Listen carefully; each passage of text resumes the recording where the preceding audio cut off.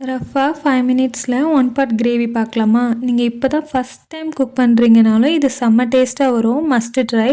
Oil போட்டுட்டு biryani spices எல்லாத்துலேயும் 1 number add பண்ணிக்கோங்க. Onion, ginger garlic, green chilli எல்லாமே கட் பண்ணி போட்டுக்கோங்க. பேஸ்ட்லாம் தேவையில்ல. அப்புறம் கேரட், பீன்ஸ், பொட்டேட்டோ எல்லாத்தையும் ரேண்டமாக கட் பண்ணி ஆட் பண்ணிவிட்டு தேங்காய் பால் 1 கப், சால்ட், அப்புறம் திக்னஸுக்கு 1 டேபிள் ஸ்பூன் கடலை மாவு தண்ணியில் மிக்ஸ் பண்ணி ஆட் பண்ணிக்கோங்க. மீடியம் ஃப்ளேமில் 3 விசில்ஸ் கிரேவி ரெடி. இப்போ இடியாப்பம் பர்ஃபெக்டாக வரதுக்கு 2 டிப்ஸ் தான். ஒன்று ஹாட் வாட்டர், இன்னொன்று ரீஃபைண்ட் ஆயில்.